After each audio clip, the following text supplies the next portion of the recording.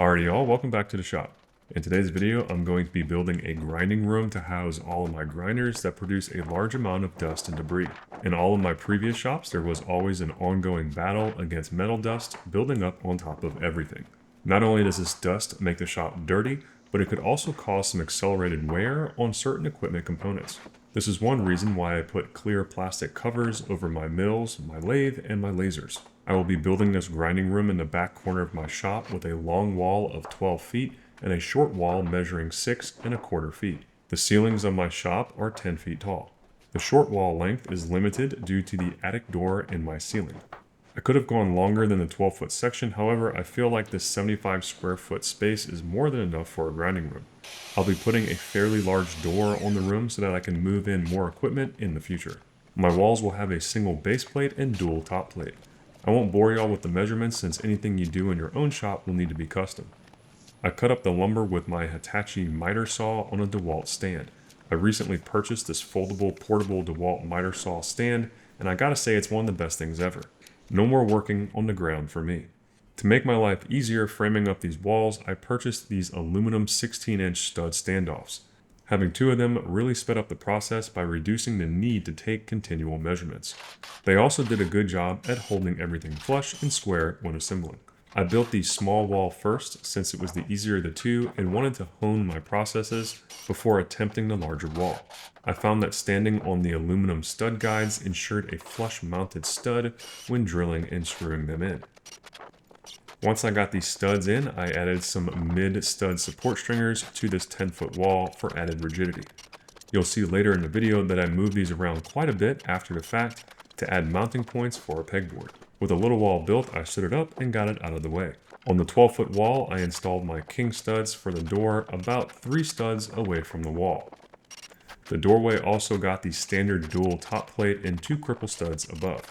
I'm not sure if I'll ever actually put a door in this opening, but I wanted to have the option in the future. Once constructed, I picked up the wall and jammed it into its final location. It took a little finagling around to get everything lined up, and I'm sure some of the sheetrock along the top got beat up pretty bad. Once the walls are in their appropriate location, I used some long 1/4-inch lag screws to attach the walls to my existing wall studs. Then I secured the new walls together at their intersection.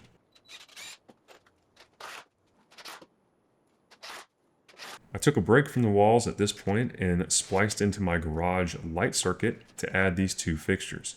Each of these LED fixtures from Prime Lights hold 3 4-foot bulbs, and I've been pretty darn happy with their output. My plan is to add at least another 3 to 4 of these fixtures throughout my shop. If you're interested in these lights, I'll put my affiliate links to them in the description along with the other items and tools I used in this build. While I did end up deciding to anchor these walls onto the concrete slab, I'm not sure if this was necessary for this application. I figured I'd be hanging some stuff off the walls in the future and didn't want to worry about them. My battery-operated DeWalt hammer drill wasn't cutting it for pre-drilling the holes in the concrete. A larger hammer drill was needed to get some holes in there, and while visiting, my father-in-law happened to have his in his truck along with these hammer-in anchors. I made sure to order the appropriate bit for my large hammer drill so that I'll be ready for the next project. To test out this new bit, I added another anchor to the wall, and this time I used a Tapcon fastener.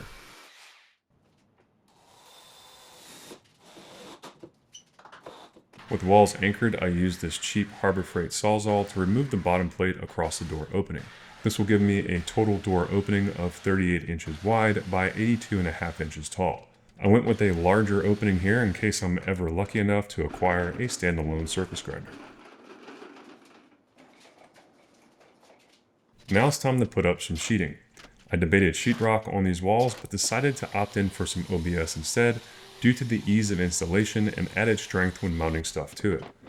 If I remember right, the OBS was 7/16 of an inch thick. I used my new DeWalt table saw for this part of the project, and I honestly wouldn't want to attempt a project like this without it. However, even with the table saw, the pieces aren't perfect, and I'll have to go back around to seal the gaps with some construction adhesive later on. It's also worth noting here that my ceilings and floor were not perfectly square, and there are some gaps above my framing. I'll likely come back and cover these with some trim in the future. Alright, so in the grinding room here, I'll be installing some of this hardy board or cement backing board along the perimeter as a spark guard, so to speak, for not only the OBS, but also the drywall, I don't want to tear it up too bad. So I'm going to put 6 feet of cement backing board all the way around, or at least around where the grinders are going to be, just to protect things. One thing I'll do for sure also is I'll put additional 2x4s here so that there's no cavity that stuff can fall down behind the backing board. So we're going to put that at the top. Before we do that, I want to install the pegboard on that wall that's above this workbench. This pegboard is designed for 16-inch studs, but I don't like the spacing. So I'll be putting additional cross members for this to screw into on the back. While doing that, I threw this laser level onto the wall and noticed that the ground is not level at all in this shop because I measured 55 1/8 here, which is where I want the bottom of my pegboard to be. And I can see that there's about 1/8 of an inch difference, and as you go, it gets larger. So I'm going to go ahead and use this laser level to mark out where I want my supports on the inside of the wall to be. I'll probably move these down to hit that mark, and I'll put some additional ones up high so that I can screw directly into 2x4s and not rely on the strength of the OBS to hold up my pegboard. So this is the footage of me moving the original stringers down to the appropriate height for the bottom fasteners of the pegboard. This was a little challenging in some spots due to the lack of space with both of the walls being stood up and the OBS attached. After I got the lower stringers installed, I measured out where the top stringers need to go. I then cut and installed them. I swear this is going to be the strongest mounted pegboard ever. My screwdrivers and hammers will for sure never fall to the ground. I then mounted the first panel and drilled some holes where the middle support should land. This third set of stringers will not only provide support for the panel, but also cap the cement board sheeting I plan on putting up on the inside of the grinding room. To mock up where the cement board will land, I went ahead and installed one panel. So 2 things going on here. First, I want to cap the top of the cement backing board that I'm putting up on this wall so that nothing can fall behind it. And second of all, I want to have a mounting point for the center of my pegboard on the other side of this wall. To figure out exactly where to put these supports, what I did was I stacked 2 pieces of backing board on top of each other, and I made a mark going across the wall here. I also have some holes that I pre-drilled for the pegboard, the center support of the pegboard. I'm going to try to get these boards in such a way that I can use it for both purposes of a blocker for the backing board and also for a mounting point for the pegboard. Now note that the pegboard is level and the backing board will not be, since the backing board is met up with the floor, which is not level. So that's why I have this green laser coming across here. This is where the holes will be. I lined it up with the holes that I pre-drilled for the center of my pegboard. And then I have marked where the top of the backing board will hit, so I can get these 2x4s in the orientation that it will work for both purposes.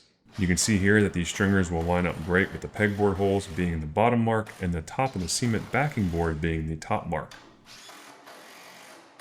Once they are in place, I started affixing the cement backing boards to the walls. Note that there are purpose-built fasteners for these boards that seem to hold them better than normal screws. All right, so we have our cement backing board 2 high now, 6 feet tall, and it is capped so that nothing can fall into the cavity. This oscillating cutter with a carbide insert did a decent job cutting out my outlet reliefs. Speaking of the outlets, I installed outdoor outlet covers onto the outlets in this room in order to keep them clean from dust and debris. My thoughts behind these cement boards in general is that they will act as a good spark shield for both my pine studs and for the sheetrock. It may be overkill, but I like the idea the majority of my grinder's metal sparks hitting the cement backer board instead of something more flammable. Overall, it's fairly easy to work with, and you can cut it to dimensions with a razor blade scoring method. With the cement board top stringers installed, I finished putting up my wall control pegboards. In my opinion, these are a nice premium option for the shop that will support almost anything you can throw at it, and they also allow for unlimited levels of customization. Not only are there lots of attachments online to choose from, but there are also a decent amount of 3D printable holders that you can add to this board. Now, since I won't have a physical door on this grinding room, I opted to install some thick hanging plastic slats. You often see these used in walk-in freezers, and I found what appears to be a solid set of them on Amazon. Installation is simple. All you need to do is hang up the holder at the top of your door, then slide on the slats. Note they look a little frumpy here because they came long and were coiled up on the ground. I've since cut them to length with a razor blade and straight edge, which causes them to hang much nicer. So this is how the grinding room turned out. So far, I'm pretty happy with it. We have our plastic in the front here. This can be challenging to get in and out of, I'm not gonna lie, especially when you're carrying stuff. So I'll have to work on some techniques to traverse that a little easier. If you look at the top here, this is a pretty big gap right here where my hand is, between the wall and the plastic. So I think I'll put maybe a piece of wood here to try to pin this at the top to the wall and give me a better seal, so to speak, on the sides. Other than that, I think it's going to do a pretty good job at keeping the majority of the dust inside the grinding room. A couple of other things before we go inside is that the wood panels, this OBS, actually has a little gapping depending on how straight my cuts were in between the pieces. So I think I'll go around the inside with some construction adhesive. That will stop any dust from coming out of the room, hopefully. I don't think that would happen a lot. You know, I don't think the room is like overpressurized and gonna be pushing a lot of this dust out, but having a little bit of sealant on those cracks can't hurt. One of the benefits of having this extra 2 set of walls here is being able to attach stuff to it. So having this pegboard here is great. I love having this little enclave on the side with my main desk here. And you can kind of see how it opens up to the rest of the shop. We have our island, our lathe, and our mill. And I'm still getting all this set up. I'm actually working on a knife now, and that kind of helps me go through the process of setting it up, actually having a project. So stay tuned for that. But I love having this additional space here and additional connection points. So let's go inside. You know which ones are on the outside. You can kind of put your hand here and push, and it opens up a path. If you push on the one on the outside, it catches all of them and it's hard to get through. So yeah, some technique on getting through the plastic door. So push here, kind of walk on through. Woo. All right, now we're inside. So I have the grinder set up in the corner here. I like this because it pushes all of the sparks and dust kind of into a catchable corner. And I can come back and sweep or blow it out or whatever. Also, I have enough space here to go horizontal. And when I do go horizontal and throw in the surface grinding attachment, the sparks are hitting right here on the cement board, which is perfect.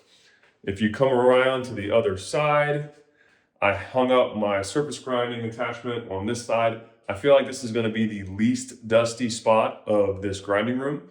So that's one reason why I put it over here, and it's just out of the way. And then I have the disc grinder here. I'm going to put the disc grinder in the other corner. I have been having an issue with this disc grinder right now. I need to go through the wiring because every time I plug it in, it trips to GFCI, and I'm not quite sure what's going on there, but I'll have to check that guy out. And then lastly, I put the WIN filtration system at the top, and I just ran a line around to the outlet so that I can have a little bit of filtered air in here. I guess the real thing that helps with is after I leave, I make sure it's on and I have the timer running, and that kind of like reduces the amount of dust particulates in the air, hopefully, and less cleanup for me and better for my breathing. Every time I grind in here, I'm going to be having a respirator on for sure, and then we'll see how the cleanup goes. I've done a little bit of grinding in here over the last couple of days, and you can see I have a little pile that I swept up. One thing about that is, you know, this ground is very smooth concrete.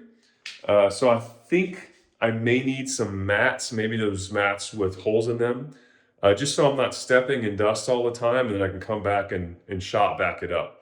I'm definitely going to get a shop back for this area, not for sparks, but more so for after grinding cleanup and for when I'm doing handle materials. As far as spark collection goes, I have my trusty water bucket here. I'm not quite sure I'll do anything more advanced than that. I thought about some ventilation systems that send even sparked flow out the building into a metal bucket. That could be down the road, but right now I'm going to use this space, see how I like it, make some knives in here, and then make adjustments as I go. The last thing I'll mention before closing this video up is having a climate controlled space to do some general grinding is very nice. So not only the knife making with the 2x72 and the disc, but I also put a little vise in here that I can take in and out. And this is the vise I normally have outside for when I'm doing like rust removal or any type of angle grinding. You can do some of that in here, which is great. You can contain all the dust in your shop and not be nearly as hot or cold as it is outside. So recently I cleaned up my Texas power bar in here. It got rusty with our move because it's a bare steel bar.